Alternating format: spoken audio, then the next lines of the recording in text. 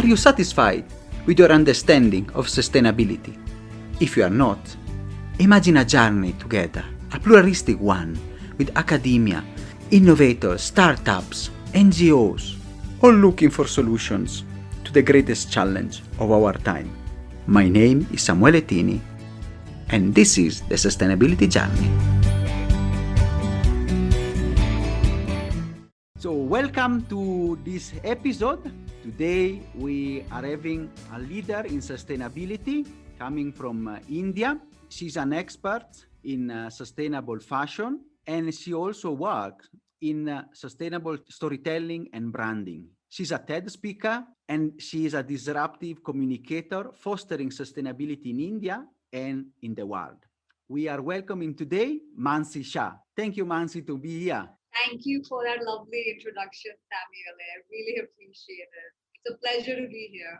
Thank you, Mansi. Thank you so much for your time and the willingness to share your insights to the audience. Before we start, can you tell us a bit more about yourself? What is your journey? How have you become a leader in sustainability? I love this question because when someone asks me to narrate my story, there's so many experiences in there that when I break it down, it actually sounds pretty beautiful to my ears to hear about just how life has panned out for me. And this is what I love about storytelling because everyone has such amazing stories to share. So I grew up in New Delhi. I spent a lot of my time, I did all my schooling in New Delhi, and I also spent a lot of my childhood in the mountains of northern India, where my ancestors are from. It's a beautiful place in the Himalayas. So I was always between the city and the village. And that's kind of what shaped my perspective in life as well. I studied fashion communication from NIFT in Bombay. It's one of India's premier design institutes. And I also did my master's in footwear design from the Netherlands.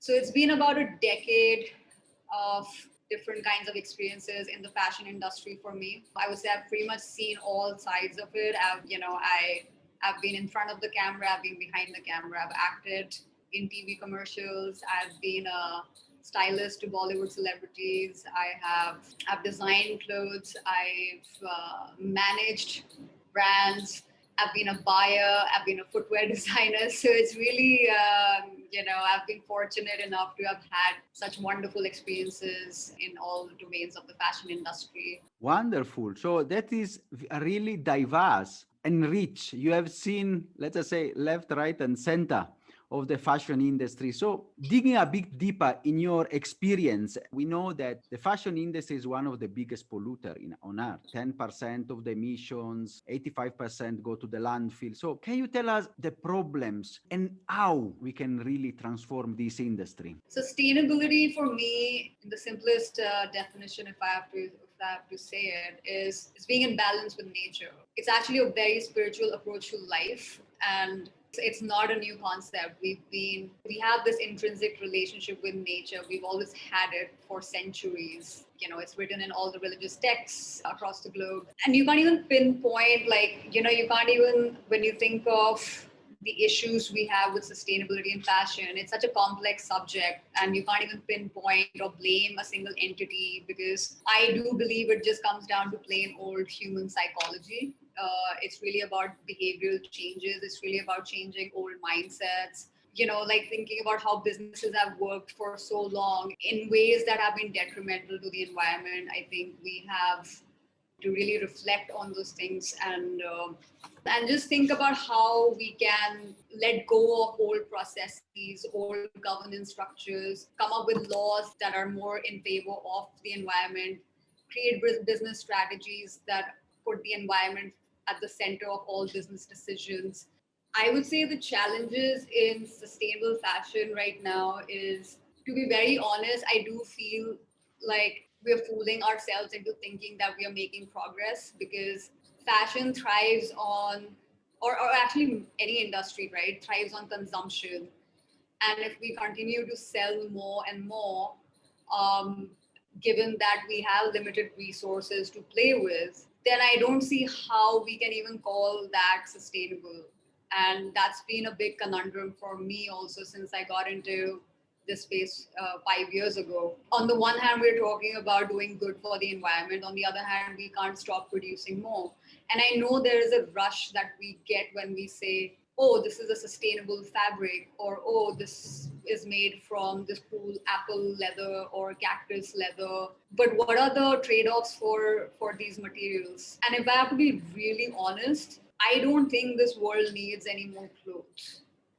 Like, we have enough clothes for the next 5 generations. So if you tell all the Nikes and H&Ms that we don't need any more clothes, so stop producing, like, that's not going to happen, because they have investors, they have other people to think about, mainly their shareholders, which is another debate I've been having with myself. And I came across an article on Milton Friedman, and he's a Nobel Prize economist, and he really formulated this whole theory of basically the shareholder theory of, saying that businesses exist to maximize profits and maximize shareholder value, and it does not exist to be socially responsible.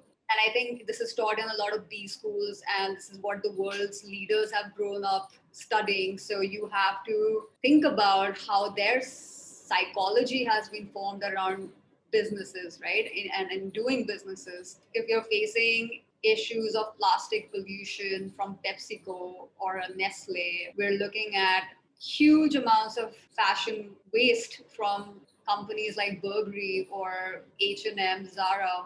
Then it's also a matter of the leader's psychology and how they look at businesses, right? Very interesting, because as you say, we don't need more clothes, we have enough clothes. So, but how we can solve the dilemma, having returns for the shareholder, continuing an industry that is worth billion, but on the other side, reducing the impact. And one thing always came when you were discussing, the psychology, the behavioral change. And this is where also your work and your enterprise, that is a very disruptive and uncommon, brand, is coming into the field. How we can really change our behavior, how we can make these fights more appealing to the consumer? That's a great question. When I started Keep It Sustainable Stupid, the intention was to take all the conversation that was happening in the sustainable fashion space with the perspectives of suppliers, brand owners, and consumers, and distill it into its most simplest form. Because I do believe that a complex subject, is best understood when it's simplified, or anything in life is best understood when it's simplified, right? So the idea was to do that with Kiss. The reason I came up with the name Kiss was because I wanted it to be catchy and exciting for the newer generation. I think I was seeing a lot of talks on sustainability everywhere, but the branding and the marketing and positioning of it was quite boring and quite dull, in my opinion. Yeah, and I wanted to do it differently. I wanted to add some excitement to it. So that's what we did, and we saw that people responded in very positive ways to it. So our small social experiment worked, where we saw that people were keen on learning and engaging more with sustainability, and truly engaging, because people would start having debates amongst themselves on our platform. We didn't even have to interfere, and that was the whole purpose. What I've noticed is, for sustainability to really thrive, it's best understood between peers. You can throw a lot of marketing messaging, you can have webinars or a gazillion panel sessions. Nobody really cares. People care what their friends think and what their friends talk about and what their peer groups talk about. So that was very important. Very, very interesting, because that is what you said is the social identity, the peer pressure, the discussion, and the bullet points, they don't make much of an impact, while, as you said, the discussion they were having through you and through your platform, and to have a pressure through their social identity, I think that is what is really also engaging and make stick the message of sustainability in younger generation. And talking about younger generation, you are working in a context in the most populous state in the world, an emerging economy, and No, really, you are at the forefront of the future because I think India should be one of the leaders in sustainability. Which is the situation now? How the Indian consumer are responding to the trend, especially the younger generations? Oh, I have so much hope for the younger generation of Indians because these guys are extremely open to change. They are highly digitally savvy and also highly self-aware. Well, actually, self-awareness is a is a very debatable subject, but they are pretty aware of what's happening around them, and they are not ones to be fooled easily by advertisements, and they're the ones that are asking a lot of questions. I would say, in terms of demand and awareness around sustainability, we still have a lot of work to do on that front. But what's exciting to watch is that people are receptive, they are open to change, and they are willing to learn, which I feel are the most important things. Because if you have a mental block in your head, which and you're not open to growing or evolving or learning, then you're basically stuck in your old ways. So, yeah, I would say the demand is low, the awareness is low, but the willingness to learn is there. Much, it's, I would say, is much more than most places, or at par with the West, at least. That is very interesting. So we have hope that the younger generation will be there.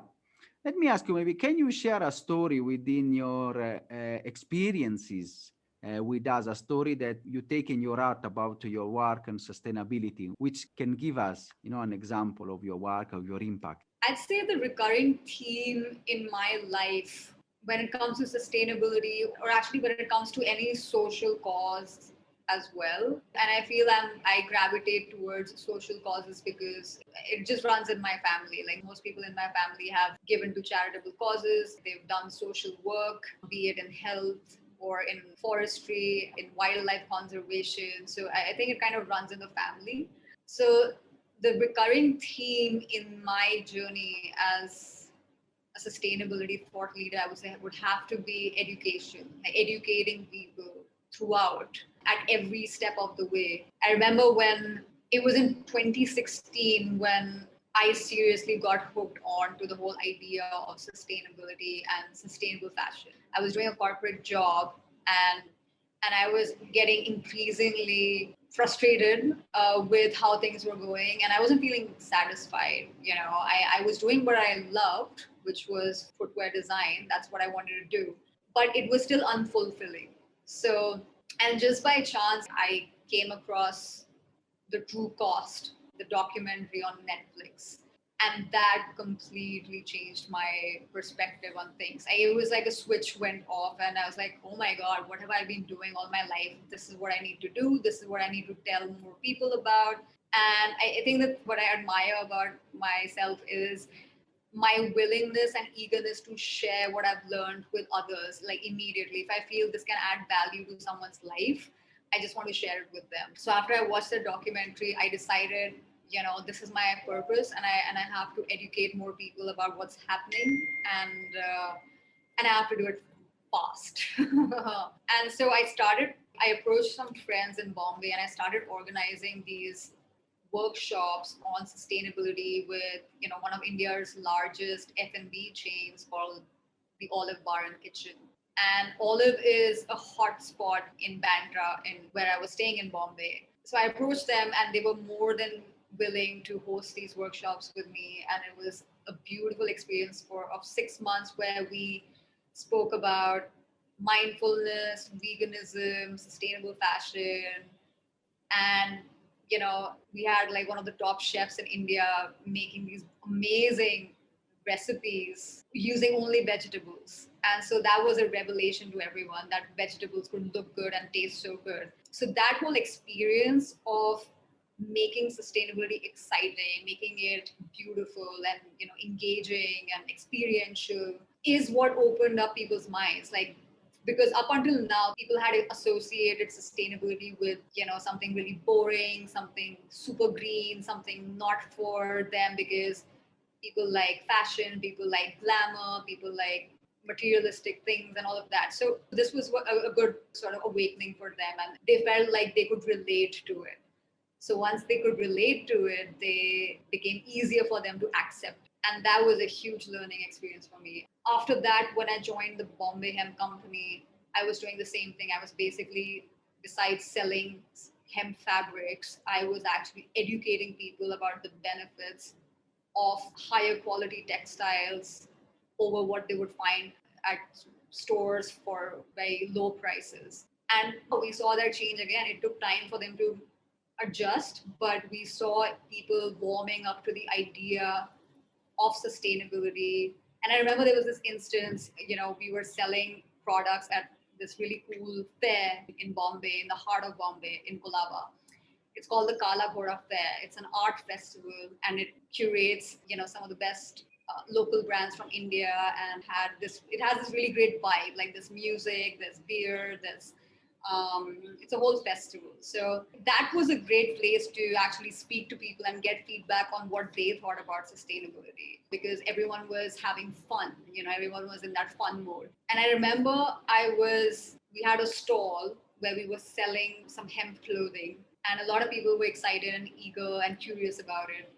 And there was a gentleman I saw who was alone, and he was browsing through some of the shirts, and he saw the price tag, and it was a little expensive for him. So I started chatting with him. I didn't even try to sell him the shirt. I just started asking him questions about himself.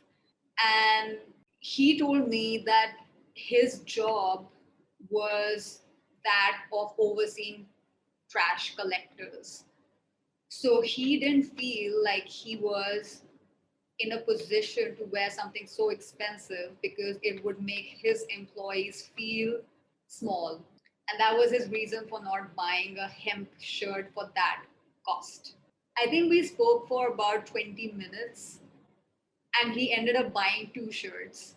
And you know why that happened? Because I think he was feeling guilty inside for not buying things that made him happy. Like, he would come across as a boss who was too flashy and whatever. I remember telling him that he need not have to wear those shirts at work. He can wear them for any other occasion. Like he can maintain a low profile at work, but he can wear those shirts, and those shirts are so multi-purpose that it's up to him on how he wears. So he ended up buying two shirts, and that was a big deal for me. That's is that is very interesting. I really can pick up a lot of things from the last story. I was reading some research.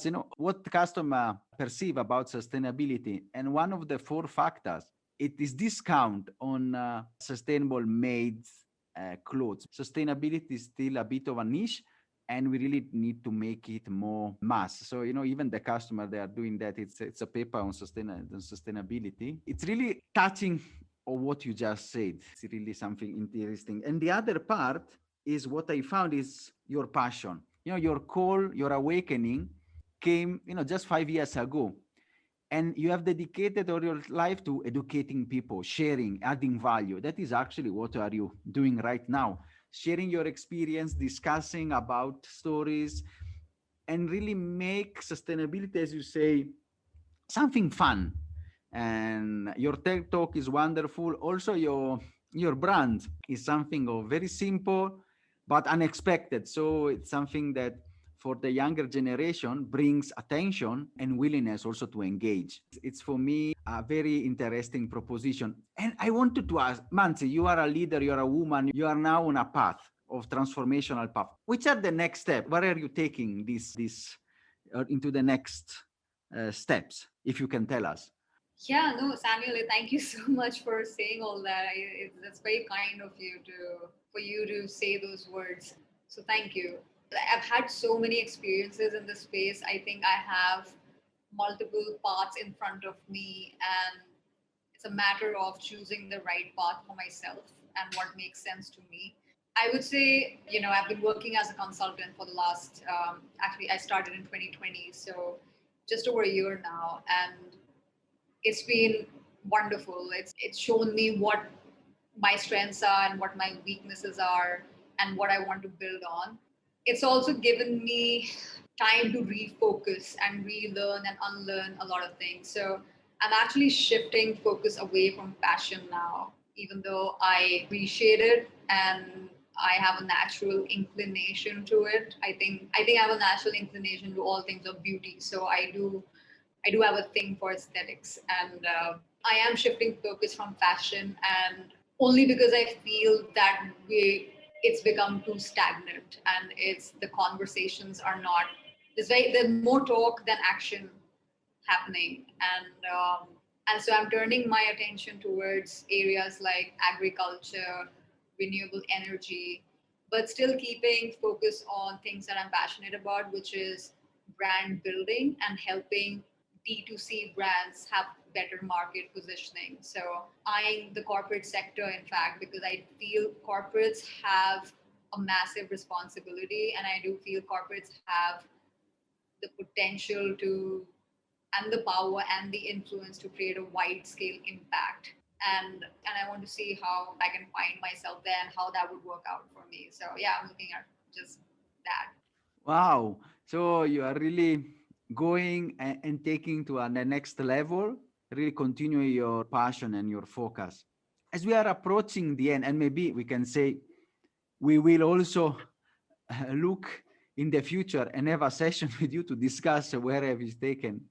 Let me ask you, since we are approaching to the end of the episode, do you want to leave a message to the audience? Your call for action for our listeners?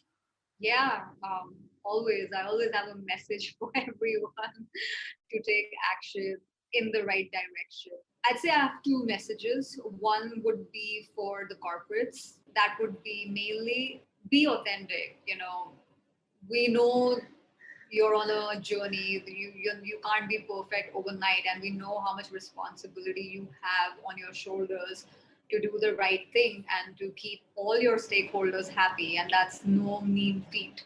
But that said, just be authentic in your marketing, be willing to admit your mistakes, and take everyone along on the journey with you, because even consumers are here to help. We need to hold each other accountable at this point. We're at a very crucial stage in our lives, and this is literally the survival of our planet is at stake. Our survival is at stake. We need to work collaboratively rather than against each other.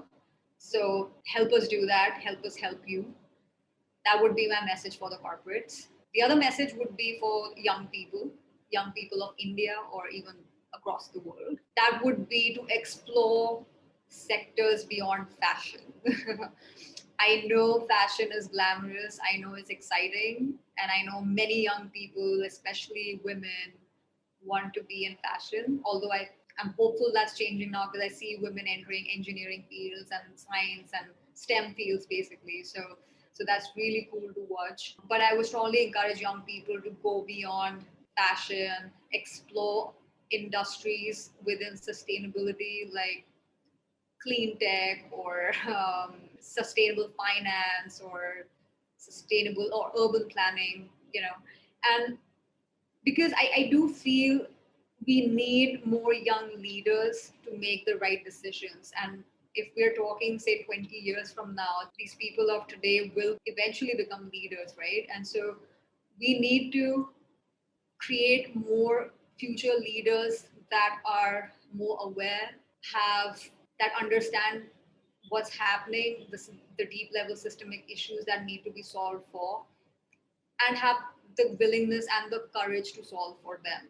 Because if we continue in the way we've been doing for the last 3 decades or so, I don't see any hope for us. So we need to really build like the leaders of tomorrow to be philosophically, spiritually more aligned with their business goals, I would say. So yeah, that would be my message to the young people. Just explore other sectors and broaden your minds, broaden your horizon, educate yourself. That's pretty much it. Wow, thank you, Mansi. That is a wonderful message. It's also in line with I think the spirituality of India. It's really very interesting. Your message, especially for the young generation. And as you said, it's good to have also people, especially young women now in the STEM disciplines. I'm really grateful, Mansi, for these episodes. As I said before, I'm sure we'll have a second one to see where this journey has taken you in your new fields and which are your impacts and really your successes. Thank you so much, Mansi. I really appreciate. I'm really happy for having had you for this episode. Thank you. Thank you, Samuel. It's been a real pleasure talking with you. And it's always a pleasure talking with people that are aligned by the same values and the same mission. So good luck to you as well. Thank you, Mansi. Wonderful. Are you satisfied after this wonderful episode? In the next one, we'll talk about small things that matter. Stay tuned.